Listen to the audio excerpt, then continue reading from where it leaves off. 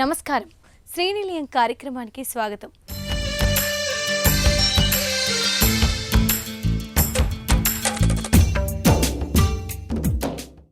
ఆధునిక కాలంలో అభివృద్ధి చెందిన సాంకేతిక పరిజ్ఞానం మానవ జీవన ఉన్నతికి ఎంతగానో దోహదపడుతోంది.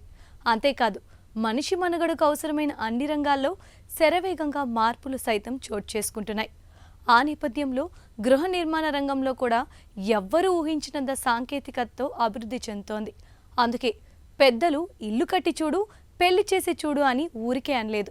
సొంతంగా గృహం కట్టుకునేవారు నైపుణ్యం లేని పనివారితో తిప్పలు పడ్డంతో పాటు అవగాహన లేక చేస్తున్న పొరపాట్లతో ఆ తర్వాత ఇబ్బంది పడుతున్నారు. సొంతంగా నిర్మించుకుంటే ఖర్చు తగ్గాల్సింది పోయి పెరిగిందేంటి అని వాపోతున్నారు. అందుకే ఇల్లు కట్టుకునేవారు మంచి ప్రణాళికతో ముందడుగు వేయాల్సిందని స్థిరాస్తి నిపుణులు చెబుతున్నారు.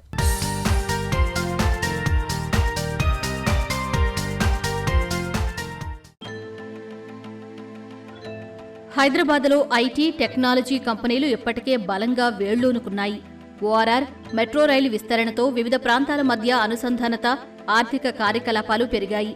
ముంబై, ఢిల్లీ ఎన్సీఆర్తో పోలిస్తే నగరంలో ఇళ్ల ధరలు తక్కువగా ఉన్నాయి. ఇవన్నీ హైదరాబాద్ రియల్టీకి కలిసొస్తున్నట్టు స్థిరాస్తి నిపుణులు చెబుతున్నారు. ఈ మార్పులతో నగరానికి 5-6 కిలోమీటర్ల దూరమైన ఇంటి స్థలాలు, అపార్ట్మెంట్, విల్లా వంటి లగ్జరీ ఇళ్లను కొనేందుకు నగరవాసులు ఆసక్తి చూపిస్తున్నారు. ఇంటి నిర్మాణం చేసే ముందు తప్పనిసరిగా జాగ్రత్తలు తీసుకోవాలి. ముఖ్యంగా ఇంటి స్థలం కొనుగోలు చేసే ముందు అనుమతి పొందిన లేఅవుట్లోని స్థలమా కాదా అనేది నిర్ధారించుకోవాలి. ఎల్ఆర్ఎస్ ఉందా లేదా చూసుకోవాలి. అనుమతి ఉన్న లేఅవుట్ అయితే నిర్మాణ అనుమతులు పొందడం సులువు. చెరువుల చెంత కొనేటప్పుడు బఫర్ జోన్లో లేదని నిర్ధారించుకోండి. తెలియక ఇలాంటి వాటిలో కొన్నా నిర్మాణ అనుమతులు రావు. వచ్చినా ఎవరైనా హైడ్రాకి ఫిర్యాదు చేస్తే ఏ దశలోనైనా కూల్చే అవకాశం ఉంటుంది.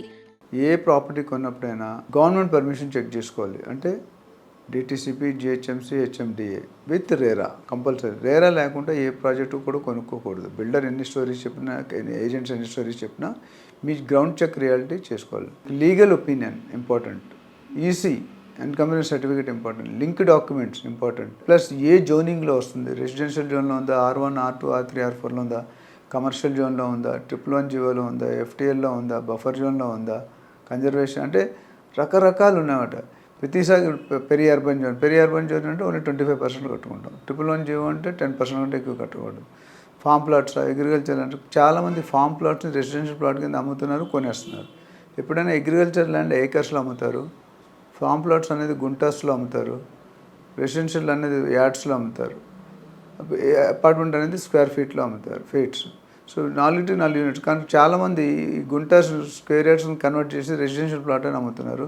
తర్వాత మీరు ఇల్లు కట్టుకున్న పర్మిషన్ అయితే ఇవ్వట్లేదు. సో ఇవి మెయిన్గా చెక్ చేసుకుంటే మీ క్లారిటీ ఉంటుంది, మీకు ప్రాపర్టీ అయిన తర్వాత ఇబ్బంది ఉంటుంది. ప్లానింగ్ దగ్గర నుంచి నిర్మాణం వరకు ఆర్కిటెక్ట్, ఇంజనీరింగ్ వంటి నిపుణుల సేవలను పొందాలి. వారి సేవలు ఉపయోగించుకోవాలని నిపుణులు చెబుతున్నారు. తమకున్న స్థలంలో ఇంటి నిర్మాణం ఎలా ఉండాలి, ఎన్ని అంతస్తులు, ఇంట్లో పెద్దవాళ్లు ఉంటే గ్రౌండ్ ఫ్లోర్లో పడక గది కడితే సరిపోతుందా, పై అంతస్తుల్లోనే ఉండాలంటే లిఫ్ట్ అవసరమా కాదా, వంటగది చిన్నగా ఉండాలా పెద్దగానా, వాష్ ఏరియా, దేవుడి గది, ఇంట్లో స్నానాల గదుల వరకు ప్రతిదీ కుటుంబ సభ్యులు ముందుగా చర్చించుకోవాలి. ఇంట్లో పిల్లలు ఉంటే వారి అవసరాలు, ఆలోచనలను పరిగణలోకి తీసుకోవాలి. గృహిణులు, పిల్లల అభిప్రాయాలు తెలుసుకోకుండా చాలామంది ప్లాన్ గీయించి ఆ తర్వాత మళ్లీ మార్పులు చేర్పులు చేస్తూ ఉంటారు. అందుబాటులో ఉన్న కొద్దిపాటి ఇంటి స్థలంలో మంచి ఇంటి ప్లాన్ కావాలంటే ఆర్కిటెక్ట్ను సంప్రదించాల్సిందే. ప్లాన్ ప్రకారం నాణ్యంగా నిర్మాణం జరగాలంటే స్ట్రక్చరల్ ఇంజనీర్ పర్యవేక్షణ తప్పనిసరి. ఫీజులకు భయపడి చాలామంది వీరిని సంప్రదించరు. మేస్త్రీలు పనులు చేయించే గుత్తేదారుల మీద ఆధారపడుతూ ఉంటారు. ఇక్కడే అనుభవం లేని వారి కారణంగా పలు తప్పులు దొర్లుతూ ఉంటాయి. ఇంజనీర్ ఉంటే ప్రతి విషయానికి సంబంధించి అనుభవమున్న కన్సల్టెన్సీల సేవలు తీసుకుని పని చేయిస్తారు. నీటి లీకేజీలు లేకుండా కమోడ్స్ ఎంపిక, విద్యుత్, డ్రైన్ లైన్ల వరకు అన్నీ చూసుకుంటారు. మార్కింగ్ దగ్గరే చాలామంది పొరపాటు చేస్తూ ఉంటారు. మార్కింగ్ సక్రమంగా లేకపోతే నిర్మాణం పూర్తయ్యాక బీమ్స్, గోడలు బయటకు కనిపిస్తూ ఉంటాయి. బీమ్స్, గోడల అతుకుల వద్ద మెష్ వంటివి పెట్టకపోతే కాలం మారినప్పుడు వ్యాకోచ గుణంతో పగుళ్లు వచ్చే అవకాశం ఉంది. వ్యక్తిగతంగా కట్టి ఇళ్లలో వీటిని విస్మరిస్తూ ఉంటారు. పని ఆలస్యమవుతుందని కొందరు మేస్త్రీలు వాటి అవసరం లేదంటూ దాటవేస్తుంటారు. ఇటుకుల మధ్య గోడలకు ప్లాస్టరింగ్ నిర్ణీత మందం కంటే ఎక్కువ చేసినా పగుళ్లొచ్చే అవకాశం ఉంటుంది. అవసరం మేరకు మాత్రమే చెయ్యాలి. ప్రస్తుతం నిర్మాణాల్లో ఎక్కువగా రోబో శాండ్ను వాడుతున్నారు. ప్రమాణాల మేరకు ఉంటేనే ఈ ఇసుక మంచిదని ఇంజనీర్లు చెబుతున్నారు. రోబో శాండ్లో డస్ట్ ఎక్కువగా కలుస్తూ ఉండటం పగుళ్లకు కారణమవుతోందంటున్నారు. అందులో డస్ట్ మిశ్రమాన్ని గుర్తించడం ఒకంత కష్టమే. సర్టిఫైడ్ సంస్థల నుంచి కొనుగోలు చేయడం మేలు. నది ఇసుకతో రోబో శాండ్ను మిళితం చేసి కూడా నిర్మాణంలో వాడవచ్చు అని ఇంజనీర్లు పేర్కొంటున్నారు. ప్లాస్టరింగ్కు రోబో శాండ్ వినియోగించేటప్పుడు నీటి అవసరం ఎక్కువ. తగిన పాళ్లల్లో కలపకపోతే త్వరగా పొడిబారుతుంది. ఈ విషయంలో జాగ్రత్తలు తీసుకోవాలి. ఇల్లంతా పూర్తయ్యాక కొందరు ఇంటీరియర్ డిజైనర్ను సంప్రదిస్తున్నారు. దీంతో స్విచ్ బోర్డులు మార్చాల్సి రావడం, అందుకోసం గోడలను పగలగొట్టాల్సి వస్తోంది. ఒకసారి అలా చేస్తే అవి ప్యాచ్లుగానే కనిపిస్తాయి. ఈ పరిస్థితి లేకుండా సివిల్ వర్క్స్ పూర్తి కాగానే ఎలక్ట్రికల్, ప్లంబింగ్ పనులు మొదలుపెట్టే సమయంలోనే ఇంటీరియర్ డిజైనర్ను సంప్రదిస్తే ఎక్కడ బెడ్లొస్తాయి, ఎక్కడ వార్డ్రోబ్లొస్తాయి వంటివి సూచిస్తారు. 2 సార్లు చేసే పని తప్పుతుంది. సమయం, డబ్బు ఆదా అవుతాయి. Structural engineer, contractor, interior designer సమన్వయంతో పనిచేసుకోవడం అవసరం. ప్లానింగ్ దగ్గర నుంచి నిర్మాణం వరకు ఆర్కిటెక్ట్, ఇంజనీర్ వంటి నిపుణుల సేవలను పొందాలి అంటున్నారు నిపుణులు. కస్టమర్కి ఇప్పుడు కూడా అండర్ కన్స్ట్రక్షన్లో కొనుక్కుంటేనే ఉపయోగం. ఎందుకనంటే ఇంటీరియర్ చేసుకోవాలి అనుకున్నప్పుడు ఆ ఇంటీరియర్ డిజైనర్ ఇచ్చే డిజైన్ తగ్గట్టుగా లోపల వాల్స్ కానీ అవన్నీ కూడా అట్లాగే ఎలక్ట్రికల్ పాయింట్స్ కానీ అటే ప్లంబింగ్ పాయింట్స్ కానీ ఇంటీరియర్ డిజైన్ తగ్గట్టుగా పెట్టుకుంటానికి అవకాశం ఉంటుంది. చాలామంది ఇప్పుడు ఏం చేస్తున్నారంటే రెడీ ఫర్ ఆక్యుపేషన్లో తీసుకుంటున్నారు. రెడీ ఫర్ ఆక్యుపేషన్లో తీసుకోవటం వల్ల ఏమవుతుందంటే తర్వాత ఇంటీరియర్ డిజైన్ ఇచ్చిన డిజైన్కి ఈ ఎలక్ట్రికల్ పాయింట్స్కి లేకపోతే ప్లంబింగ్ పాయింట్స్కి కొంచెం డిఫరెన్సెస్ ఉండటం వల్ల ఏమవుతుందంటే మళ్ళీ వాల్స్ పగలగొట్టి మళ్ళీ అవన్నీ ఆ పాయింట్స్ పెట్టి మళ్ళీ ప్లాస్టింగ్ చేయడంతో అట్లాగే ప్యాచ్ వర్క్ లాగా ఉండిపోతున్నాయి. అట్లాగే ఫ్యూచర్లో అవి ఏమవుతుందంటే జనరల్గా వ్యాకోచం చెందినప్పుడు క్రాక్స్ రావడానికి ఎక్కువగా అవకాశం ఉంటుంది. జనరల్గా మేము ఏం సజెస్ట్ చేస్తామంటే మా ఏరికి వచ్చిన వాళ్ళందరూ కూడా అండర్ కన్స్ట్రక్షన్లో తీసుకుని మీకు నచ్చిన విధంగా చేసుకుంటే బాగుంటుంది అని మేము చెప్పడం జరుగుతూ ఉంటుంది. అట్లాగే మెటీరియల్స్ కూడా ఏం వాడుతున్నారని చెప్పేసి బిల్డర్ ఏం వాడుతున్నాడు అనేది కూడా తెలుసుకుంటే అవకాశం ఉంటుంది. ఇవాళ అన్ని కన్స్ట్రక్షన్ క్వాలిటీ వైజ్ చూస్తే ఆల్మోస్ట్ అంతా బ్రాండెడే వాడుతూ ఉన్నాం. తక్కువ రేటుకి వస్తున్నాయి కదా అని చెప్పి ఏదో అనాథరైజ్ కొనుక్కుంటే ఎప్పుడు కూడా దానివల్ల చాలా ఇబ్బందులు ఉంటాయి. అట్లాగే ఇప్పుడు చెరువుల దగ్గరలోనూ లేకపోతే నాళాల దగ్గరలో కొనుక్కునేటప్పుడు తగిన ఎన్ఓసీలు ఉన్నాయా లేవా చూసుకోవాల్సిన బాధ్యత ఉంది. ఎన్ఓసీలు లేకుండా ఉంటే ఖచ్చితంగా అవి భవిష్యత్తులో ఇబ్బంది వచ్చే ఆస్కారం ఉంటుంది. ఎందుకంటే ఆ ప్లాట్ ఎఫ్టీఎల్లో ఉందా బఫర్లో ఉందా కూడా చూసుకోవాల్సిన ఆవశ్యకత ఉంది చెరువుల దగ్గర ఉన్నట్టుకి. కాబట్టి అవన్నీ చూసుకుని ముందే తీసుకున్నట్లయితే అన్ని పర్మిషన్లు ఉన్నాయా లేవని తీసుకున్నట్టయితే ఇబ్బంది ఉండదు. అండర్ కన్స్ట్రక్షన్లో తీసుకున్నట్టయితేనేమో వారి కస్టమర్కి నచ్చినట్లుగా కన్స్ట్రక్షన్ చేయించుకోవడానికి అవకాశం ఉంటుంది. ఒకటి. రెండోది ఏంటంటే కొంచెం రేటు విషయంలో కూడా కొంచెం తక్కువ దొరకడానికి అవకాశం ఉంటుంది. అదే రెడీ ఫర్ ఆక్యుపేషన్లో రేటు ఎక్కువ ఉంటుంది. అట్లాగే మాడిఫికేషన్ చేసుకోవాలంటే పగలగొట్టుకుని చేసుకోవాలంటే చాలా ఇబ్బందికరం. వాళ్ళ బయర్స్ మార్కెట్ నడుస్తుంది కాబట్టి ఈ టైంలో తీసుకోవడం చాలా మంచిది. ఎందుకంటే మిగతా మహానగరాల్లో అన్నీ చూసుకున్నట్టయితే వాటన్నిటికంటే హైదరాబాద్లో మాత్రమే రేటు తక్కువ ఉన్నది. ఎప్పుడైతే ట్రాన్స్పోర్ట్ ఫెసిలిటీ పెరుగుతుందో దూరం కూడా తీసుకోవడానికి అవకాశం ఉంది. కాబట్టి తక్కువ ధరల్లో ఈ రేట్లు హైదరాబాద్లో దొరికిన రేట్లు మిగతా ఏ మహానగరంలో కూడా దొరకట్లేదు. కాబట్టి ఇవాళ కొనుక్కునే వాళ్ళకి ఎవరికైనా సరే ఇవాళ రైట్ టైం. ఇంకా తగ్గుతాయని మాత్రం ఆలోచించకండి. ఎప్పుడు కూడా తగ్గుదల అనేది ఎప్పుడు హైదరాబాద్లో లేదు. ఎందుకంటే కన్స్ట్రక్షన్ కాస్ట్ పెరిగిపోయింది, ల్యాండ్ కాస్ట్ పెరిగిపోయింది. కాబట్టి దానికి తగ్గట్టుగా రేట్లు ఉంటాయి. కాబట్టి మీరు తగ్గుతాయని మాత్రం వెయిట్ చేయకండి. ఇవాళ మంచి రేట్లు దొరుకుతున్నాయి. కాబట్టి ఇది రైట్ టైం. యాక్చువల్గా మార్కెట్ కూడా 3 to 4 months నుంచి కస్టమర్స్ కూడా చాలా బాగా వస్తున్నారు. బయట అందమైన ప్రపంచం ఉన్నా ఇంటికొస్తే మన లివింగ్ రూమే మన ప్రపంచం. మంచి లైఫ్ స్టైల్ కోరుకునే యువత కుదిరినంతలో ఈ గదిని అందంగా అమర్చుకోవాలనుకుంటుంది. మరీ ముఖ్యంగా ఇంటి అందాన్ని మరింత పెంచడంతో పాటు అతిథులకు ఆహ్వానం పలుకుతున్నాయి సోఫాలు.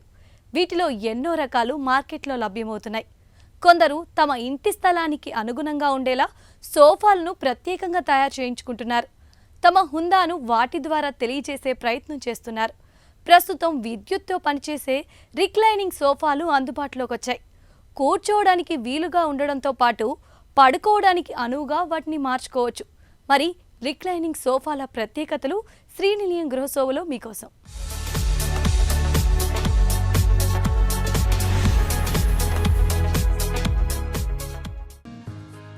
సొంతింటి కళ ఎంత ప్రాధాన్యతతో కూడుకున్నదో దాన్ని ఫర్నిచర్తో అందంగా తీర్చిదిద్దుకోవడానికి నగరవాసులు అంతే ఆసక్తి కనబరుస్తున్నారు. ఇల్లు కొనుగోలు చేయగానే మొదట ఇంట్లో ఎలాంటి సోఫాలు వేసుకోవాలి, ఏ ఫర్నిచర్ షాప్లో బాగుంటాయన్న ఆలోచనలు చేస్తారు.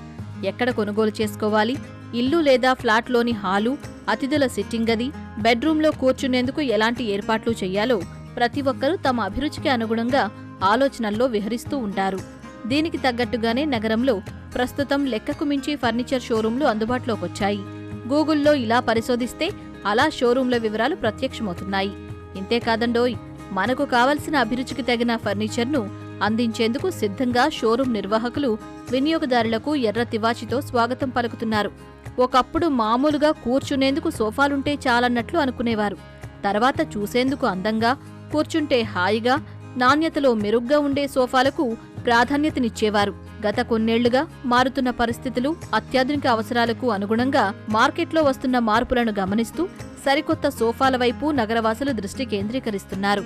ఎక్కువసేపు కూర్చుంటే కొంత ఇబ్బందిగా ఉండే పరిస్థితులను అధిగమిస్తూ రిలాక్స్గా కూర్చునేందుకు, అవసరమైనప్పుడు పడుకునేందుకు రెక్లైనర్ సోఫాలు అందుబాటులోకొచ్చాయి. వాస్తవంగా ఇవి మార్కెట్లోకి వచ్చి 10-15 ఏళ్లైనప్పటికీ ముందుగా సింగిల్ కుర్చీలు ఉండేవి. తర్వాత 4-5 కుర్చీలతో సోఫాలు కూడా అందుబాటులోకొచ్చాయి. ముందు మాన్యువల్గా, అంటే చేతులతో కావలసిన విధంగా మార్చుకునేలా మాన్యువల్ రెక్లైనర్ సోఫాలు రాగా తర్వాత పవర్ రెక్లైనర్లు కూడా వచ్చేశాయి. రెక్లైనర్ సోఫాలకు గిరాకీ ఎక్కువగా ఉండడంతో ఇందులోనే రకరకాల మోడళ్లు, సోఫాలోనే వైఫై, ఫోన్ ఛార్జింగ్ పెట్టుకునే సదుపాయాలతో పాటు టీ, జ్యూస్ గ్లాసులు పెట్టుకోవడానికి ఏర్పాట్లు అందుబాటులోకి తీసుకొచ్చారు. ప్రస్తుతం 3 రకాల సదుపాయాలు అందుబాటులోకొచ్చాయి. రాకింగ్, రొటేటింగ్, రెక్లైనర్, ఇలా 3 రకాల సదుపాయాలు ఉన్నాయి. రాకింగ్ అంటే మనం ఒకప్పుడు చెక్క కుర్చీలో కూర్చుని ముందుకు వెనక్కి ఊగేవాళ్లం, గుర్తుందా? అదే సదుపాయం ఇప్పుడు రెక్లైనర్ సోఫాలోనే వచ్చేసింది. ఇక రెండోది రొటేటింగ్. సోఫాలో కూర్చుని ఎంచక్కా ఎటు కావాలంటే అటు తిరగొచ్చు. మూడోది రెక్లైనర్. దీని గురించి అందరికీ తెలుసు. కూర్చునే పొజిషన్ నుంచి వెనక్కి వాలడం, పడుకోవడానికి వీలుగా మాన్యువల్లో ఆటోమేటిక్గా బటన్తో మార్చుకునేందుకు పవర్ రెక్లైనర్ సోఫాల్లో వెసులుబాటు ఉంది. వృద్ధులకు మాన్యువల్ కంటే పవర్ రెక్లైనర్లు మంచిదని షోరూం నిర్వాహకులు చెబుతున్నారు. ఓటీటీస్ రావడంతో ఎక్కువ ఇంట్లోనే మూవీస్ హోమ్ థియేటర్లో చూడడం ప్రిఫర్ చేస్తున్నారు అనమాట. వాళ్ళ కోసం ఏంటంటే ఇది ఒక న్యూ అప్డేట్. ఈ మోటరైజ్డ్ రిక్లైనర్ చైర్ ఒక మెయిన్ అడ్వాంటేజ్ ఏంటి అంటే ఇది కంప్లీట్లీ బ్యాటరీ ఆపరేటెడ్ అండి. మనకి ఏంటి అంటే ఇప్పుడు ఉన్న రిక్లైనర్స్లో కస్టమర్కి ఎవరన్నా ఆటోమేటిక్ ప్రిఫర్ చేస్తున్నారు అంటే అది కంపల్సరీ ఒక ప్లగ్ పాయింట్ దగ్గర లేకపోతే పవర్ కనెక్షన్ ఉన్న దగ్గర మాత్రమే, వాల్ దగ్గర మాత్రమే అది ఇన్స్టాల్ చేయబడుతుంది. ఇది ఏంటంటే ఇది కంప్లీట్లీ బ్యాటరీ ఆపరేటెడ్ అవ్వడంతో మీకు సింగిల్ ఛార్జ్లో 15 నుంచి 20 డేస్ వరకు రన్ అవుతుంది అనమాట.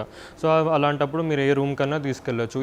ఇదేంటంటే ఇంకొకటి ఇది మల్టీపర్పస్ యూజ్ అనమాట. అంటే ఏ రూమ్కి కావాలంటే ఆ రూమ్కి మూవ్ చేసుకొని ఎక్కడంటే అక్కడ వాళ్ళు కూర్చొని చూసి చూడగలుగుతారు అనమాట. టీవీ ముందు కావాలంటే టీవీ ముందు పెట్టుకొని చూడవచ్చు, లేకపోతే డైరెక్ట్ హోమ్ థియేటర్ రూమ్కి తీసుకెళ్ళి చూసుకోవచ్చు. స్టాండర్డ్ రిక్లైనర్స్లో ఏంటి అంటే 0 position or complete recline position ఉంటుంది. దీంట్లో మెయిన్ అడ్వాంటేజ్ ఏంటంటే హైట్ అండ్ పర్సనాలిటీకి అకార్డింగ్ వాళ్ళు అడ్జస్ట్ చేసుకోవచ్చు. వాళ్ళ మూమెంట్ ఎంత రిక్లైన్ అవ్వాలి, ఎంత లెగ్ స్ట్రెచ్ చేసుకోవాలన్నది కస్టమర్ వాళ్ళ అడ్జస్ట్మెంట్ అకార్డింగ్ వాళ్ళు చూస్ చేసుకొని సెలెక్ట్ చేసుకోవచ్చు అనమాట.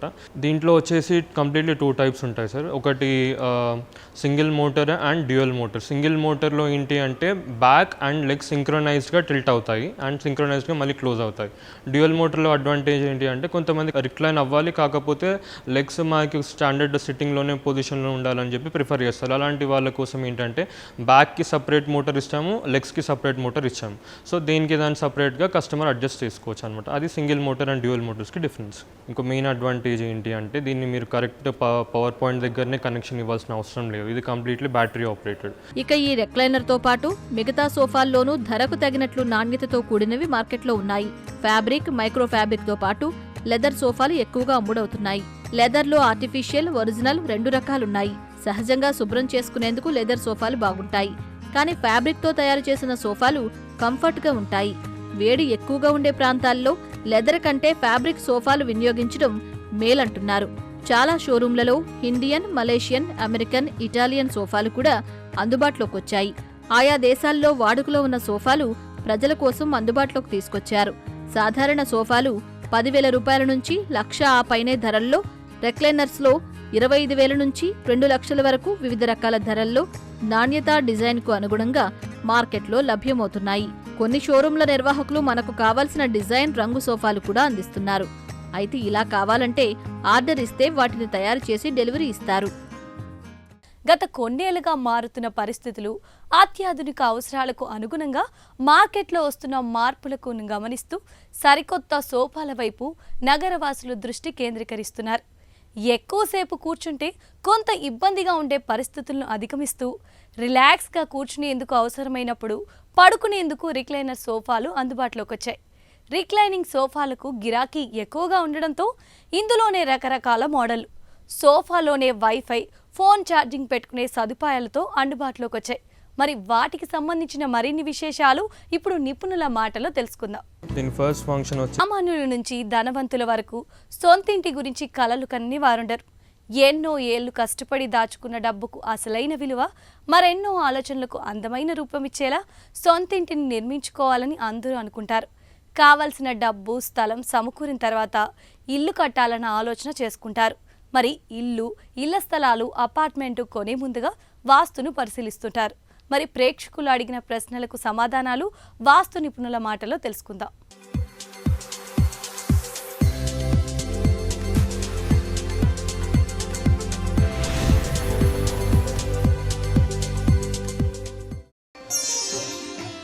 ఇంటికి డ్రైనేజీ వ్యవస్థ ఎలా ఉండాలి? ఏ దిక్కులో పైప్ లైన్ ఉండాలి? ఇక్కడ మనం ఏది తీసుకున్నా కూడా ఉదాహరణకి ఈస్ట్ ఫేసింగ్ తీసుకుందాం.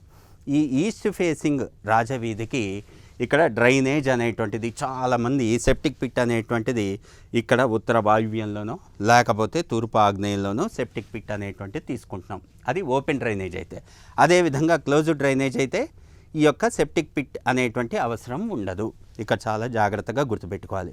ఏదైతే మనకి గ్రామాల్లో కొన్ని చోట్ల ఓపెన్ డ్రైనేజ్ అనేటువంటిది ఉంటుంది.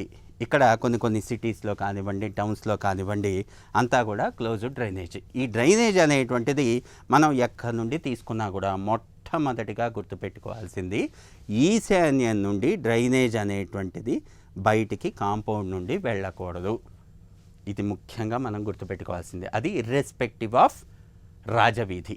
ఇక్కడ ఈశాన్యం నుండి నీటి పారుదల ఉండొచ్చు కదండి, అలాంటప్పుడు డ్రైనేజ్ ఎందుకు ఉండకూడదు అని చెప్పేసి చాలామందికి ఒక సందేహం. ఇక్కడ ఈశాన్యము అంటే మంచినీటి పారుదల, మంచినీరు స్టోరేజ్ అనేటువంటిది ముఖ్యంగా మనం మైండ్లో పెట్టేసుకోవాలి. ఇక్కడ టెక్నికల్గా ఏంటంటే నీరు పారుదల ఉండాలి అంటే డ్రైనేజ్ వాటరు, ఏ వాటర్ పడితే ఆ వాటర్ అలా వెళ్ళకూడదు. ఈ స్థానం అనేటువంటిది కొంచెం గొప్పది, ఎందుకంటే అధిపతి ఈశాన్యుడు. చాలా జాగ్రత్తగా మనం గుర్తుపెట్టుకోవాలి. ఇదంతా కూడా ఇందాక మనం అనుకున్నట్లుగా మెట్లు ఎక్కడైతే అధమంలో పెడతామో అదేవిధంగా డ్రైనేజ్ లైన్ అనేటువంటిది కూడా అధమం నుండి మాత్రమే బయటికి రావాలి. అది కూడా మనం ఈ యొక్క కాంపౌండు, ఈ యొక్క ఇల్లు ఎప్పుడైతే ప్రదక్షిణ వాస్తు తీసుకొని, ఆయన లెక్కలు తీసుకొని, గృహగణితం చేసుకొని ఎప్పుడైతే ఈ ఇల్లు అనేటువంటి నిర్ధారణ చేస్తామో మధ్యలో ఉండేటువంటి సెట్ బ్యాక్స్ ఉన్నాయి చూసారా, అంటే మిట్ట మధ్యాహ్నం పూట సూర్యరశ్మి ఈ సెట్ బ్యాక్స్లో పడాలి మొత్తం ఇంటి చుట్టూ. ఈ సెట్ బ్యాక్స్లో మాత్రమే మనం ఆ లైన్ రన్ చేయాలి. పొరపాటున కూడా ఈ లైన్ అనేటువంటిది ఇంట్లోంచి రన్ చేయకూడదు. కాంపౌండ్ వాళ్ళకి ఆనిచ్చి చెయ్యకూడదు. ఇది చాలా గుర్తుపెట్టుకోవాలి.